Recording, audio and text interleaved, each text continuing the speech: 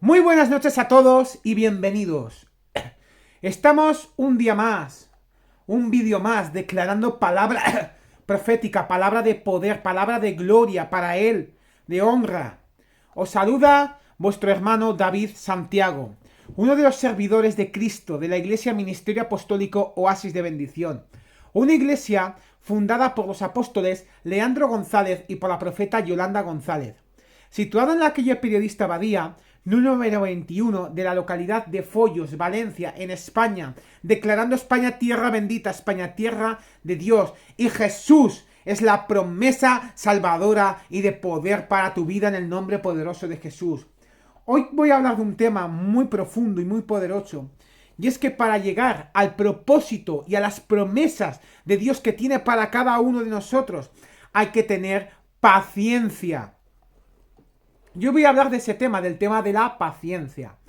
En Santiago, capítulo 1, versículos del 2 al 4, podemos leer, y leemos la palabra en el nombre del Padre, del Hijo y del Espíritu Santo. Hermanos míos, tened por sumo gozo cuando os halléis en diversas pruebas, sabiendo que la prueba de vuestra fe produce paciencia. Mas tenga la paciencia su obra completa, para que seáis perfectos y cabales, sin que os falte cosa alguna. Para ser perfecto y completo, necesitamos la obra perfecta de la paciencia. Por lo cual, hoy me gustaría que vamos a ver más de cerca qué es la paciencia y su importancia. La paciencia, el primer punto. ¿Por qué necesitamos la paciencia? En Hebreos capítulo 12, versículos 1 y 2 dice: Por tanto, nosotros también, teniendo en derredor nuestro tan grande nube de testigos, despojémonos de todo peso y del pecado que nos asedia, y corramos con paciencia la carrera que tenemos por delante, puestos los ojos en Jesús, el autor y consumador de la fe, el cual por el gozo puesto delante de él, sufrió la cruz, menospreciando el oprobio, y se sentó a la diestra del trono de Dios. Hay una carrera que deberíamos de correr y correrla con paciencia, puestos los ojos en Jesús, quien también sufrió pacientemente la cruz por el gozo que había después de ella. En verdad, piensa en la paciencia de Cristo. Nunca le hizo daño a nadie. De lo contrario, sanó al enfermo, resucitó al muerto, hizo la voluntad de Dios en toda su grandeza. Sin nada más, con los milagros que hizo, nulificó todas las excusas de sus perseguidores. Aún así, fue perseguido y torturado más que nadie más, hasta el punto de ser crucificado. ¿Acaso tenía Cristo razones para estar enojado y querer abandonar la misión porque la gente que él sirvió se comportó con él tan terriblemente? Bueno, incluso si las hubiera tenido, no lo hizo, sino que permaneció. Permaneces cuando consideras que el objetivo que quieres lograr vale mucho más que el dolor por el que te hace pasar. Eso es lo que Jesús hizo. Soportó el dolor y la humillación, poniendo sus ojos en lo que seguiría, en nuestra salvación. Lo que ese dolor pondría a nuestra disposición. Él es nuestro brillante ejemplo de paciencia, y es en él en el que debemos poner nuestros ojos, corriendo nuestra carrera con su paciencia. El ejemplo lo tenemos también muy claro. El apóstol Pablo dijo en la primera carta a los Corintios, capítulo 9, versículos 24 y 25, dice: ¿No sabéis que los que corren en el estadio, todos a la verdad corren, pero uno solo se lleva el premio? Corred de tal manera que lo obtengáis. Todo aquel que lucha, de todo se abstiene, ellos a la verdad para recibir una corona corruptible, pero nosotros una incorruptible. La recompensa de nuestra carrera no es una corona corruptible, es un cuerpo corruptible dada por una mano corruptible, sino que es una corona incorruptible, que es un cuerpo espiritual incorruptible, dado por una mano incorruptible, la mano de Jesucristo. En Hebreos capítulo 12, versículo 3 podemos ver que considerad aquel que sufrió tal contradicción de pecadores contra sí mismo, para que vuestro ánimo no se canse hasta desmayar. Y en el mismo capítulo de Hebreos, pero en el capítulo 10, versículos 35 y 36 dice: No perdáis pues vuestra confianza, que tiene grande galardón, porque os es necesaria la paciencia, para que habiendo hecho la voluntad de Dios, obtengáis la promesa. pero porque aún un poquito, y el que ha de venir vendrá y no tardará, mas el justo vivirá por fe, y si retrocediere no agradará a mi alma. Nuestra paciencia y confianza tiene una gran recompensa. Jesucristo regresará con coronas, con recompensas para aquellos de nosotros que hemos permanecido y no retrocedimos. Algunas veces somos así como descarados, frescos. Creemos que nuestro hogar permanente es aquí y que aquí vamos a estar para siempre. Sin embargo, nuestra verdadera ciudadanía está en el cielo. Somos llamados por Él, por Dios, para conocerle a Él y a su Hijo, el Señor Jesucristo. Por la excelencia del conocimiento y lo demás, lo tengo por basura. Él es el autor y consumidor de nuestra salvación. Nuestro hogar está en los cielos, nuestro hogar real y permanente. Esa es la realidad tan real como el premio que ahora no vemos, exactamente como el atleta que no ve su propio premio, sino que permanece y se prepara para adquirirlo.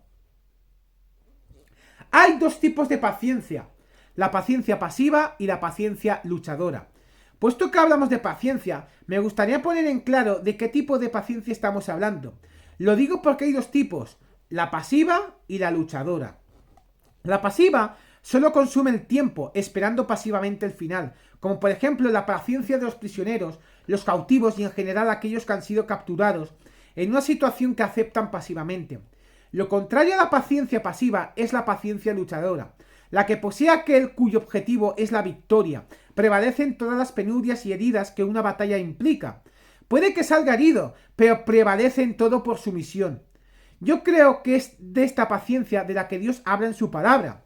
Dios no nos pide que tengamos paciencia desesperanzada, sin propósito, como leemos en Hebreos capítulo 12 versículos 1 y 2, y corramos con paciencia la carrera que tenemos por delante, puesto los ojos en Jesús, el autor y consumador de fe. Somos pacientes corriendo una carrera y poniendo los ojos en alguien, el Señor Jesucristo, el autor y consumador de nuestra fe. Dios no nos hizo prisioneros de guerra, ni soldados que marchan de vez en cuando y luego vuelvan a sus campos, sino que nos hizo marines espirituales en toda la guerra, contra principados, potestades, gobernadores de tinieblas de este siglo, contra huestes espirituales de maldad en las regiones celestiales. No desfilamos en un territorio amistoso, sino que peleamos en una guerra real en el territorio del enemigo. No andamos por ahí solo presumiendo nuestras armas, solo para decir que las tenemos, sino que hay que usarlas en todo su poder. Por supuesto, de cualquier manera puede que suframos penurias y heridas, pero ¿y qué?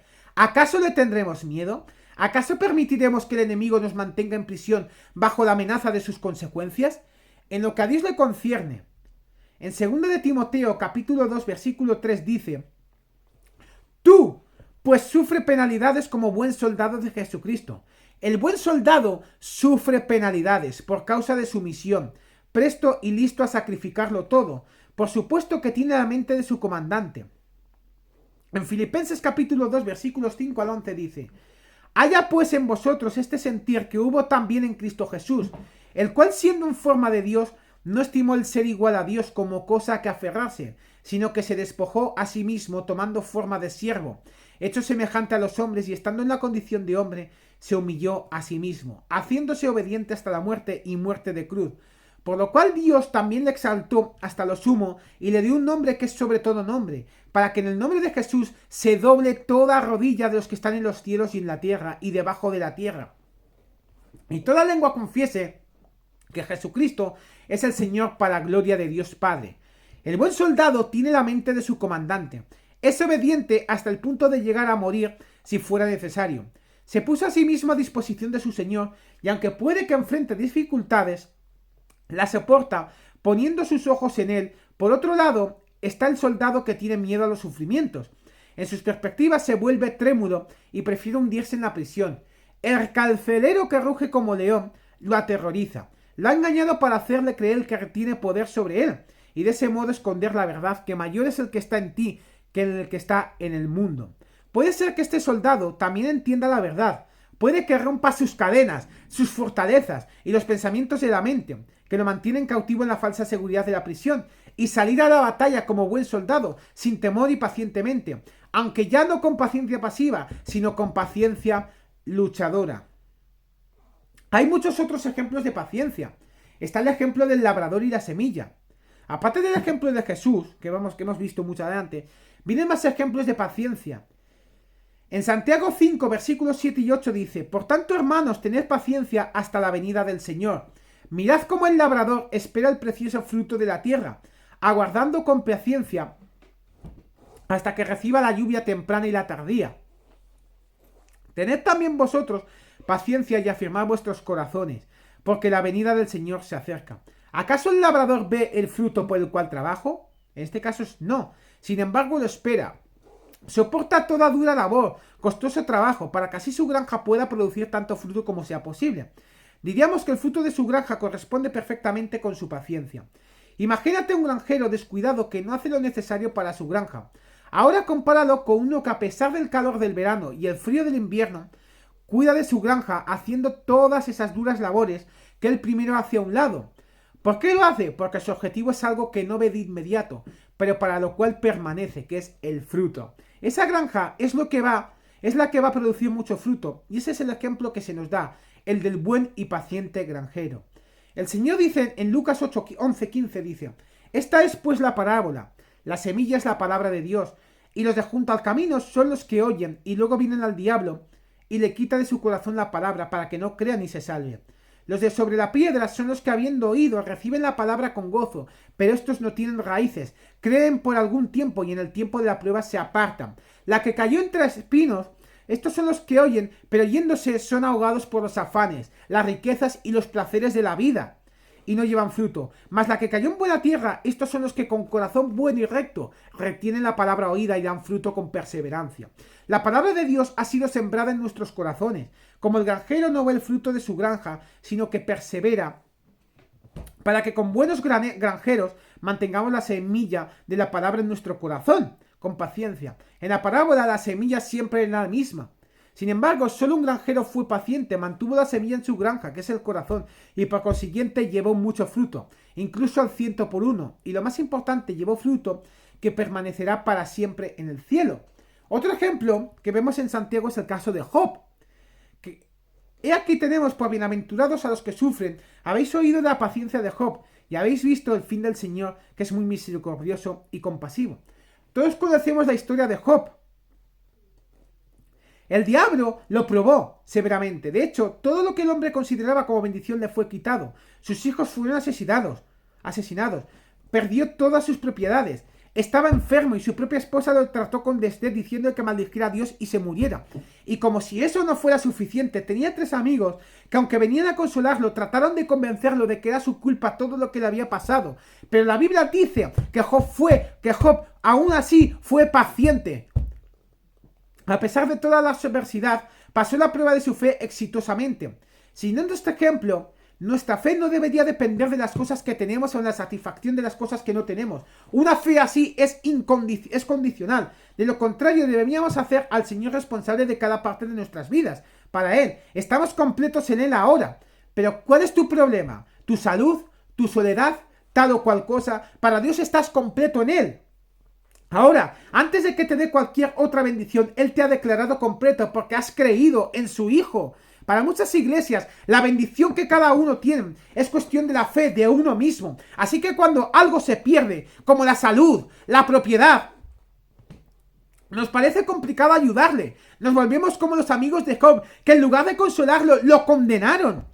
Por supuesto que es legal el ser bendecido en todas las cosas, pero nuestra plenitud no depende de cuántas bendiciones materiales tengamos. No quitará el bien a los que andan en integridad, dice la palabra. Y en las cosas que pertenecen a la vida y a la piedad nos han sido dadas por su divino poder. Al final, restauró lo que Job había perdido.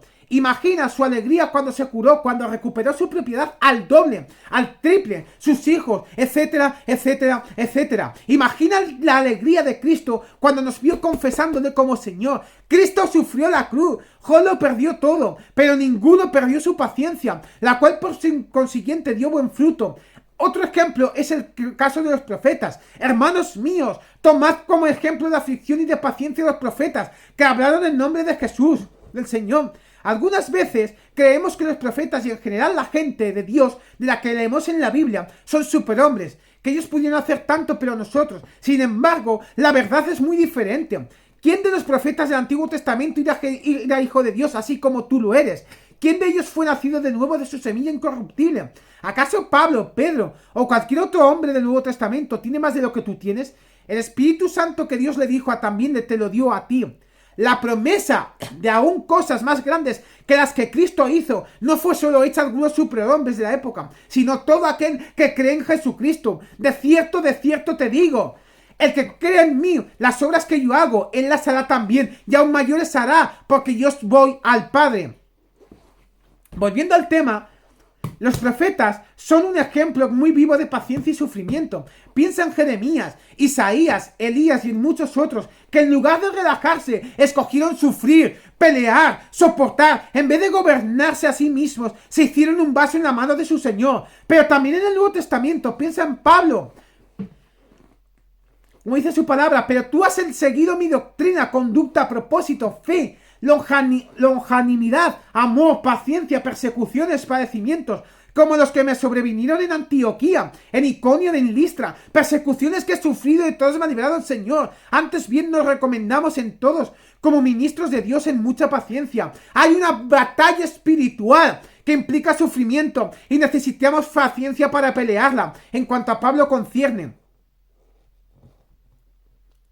dijo hacia el final de su ministerio: he peleado la buena batalla, he acabado la carrera, he guardado la fe, por lo demás me está guardada la corona de justicia, la cual me dará el Señor, juez justo, en aquel día, y no solo a mí, sino también a todos los que aman su venida.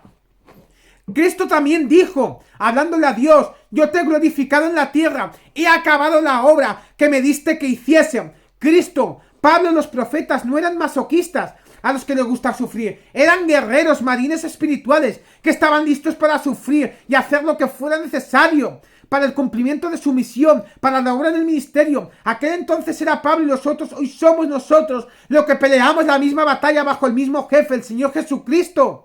Caminemos como ellos, peleemos la buena batalla y terminemos la carrera. No es una carrera fácil, ni mucho menos, pero ciertamente es la mejor carrera que podemos correr y con el mejor final. El Señor Jesucristo esperando para honrar nuestra paciencia con la corona de justicia, exactamente como hará con muchos más que a través de los siglos escogieron pelear la misma batalla, negándose a sí mismos y poniéndose bajo el mandato de su Señor.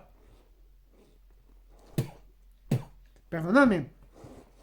Pero, la paciencia, ¿cómo se produce? Habiendo visto qué tan importante es la paciencia, vamos a conducir echando un vistazo a cómo se produce. Y no solo esto, sino que también nos gloriamos en las tribulaciones, sabiendo que la tribulación produce paciencia, y la paciencia prueba, y la prueba esperanza, y la esperanza no vergüenza, porque el amor de Dios ha sido derramado en nuestros corazones por el Espíritu Santo que nos fue dado. Hermanos míos, tened por sumo gozo cuando os halléis en diversas pruebas, sabiendo que la prueba de vuestra fe produce paciencia. Mas tenga la paciencia su obra completa, para que seáis perfectos y cabales, sin que os falte cosa alguna.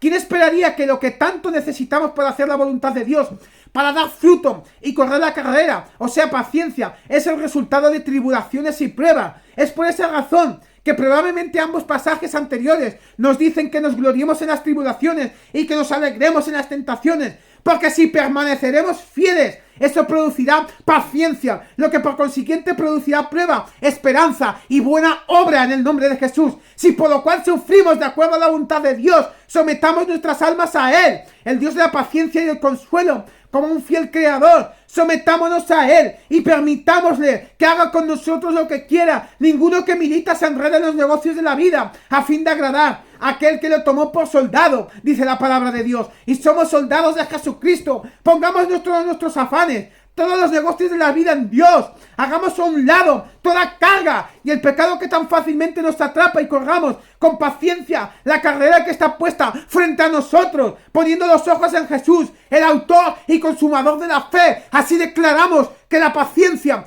tú estás pasando por una batalla, estás pasando por una prueba, y perdóname que me estoy quitando las gafas, pero esa prueba, ese obstáculo, esa batalla que tú estás viviendo, ten paciencia, porque los propósitos y promesas que el Señor te ha puesto en tu corazón será cumplida en el nombre de Jesús. Matrimonios de poder se levantan finanzas de poder, empleos del reino. En el nombre poderoso de Jesús clamamos por todos los pastores, por Honduras, por Colombia, por Venezuela, por todos los países que estáis pasando maldición. Te declaramos pueblo y nación santa. En el nombre poderoso de Jesús declaramos que esas tierras son bendecidas. Ningún potestades, ningún espíritu maligno prosperará contra vuestras naciones.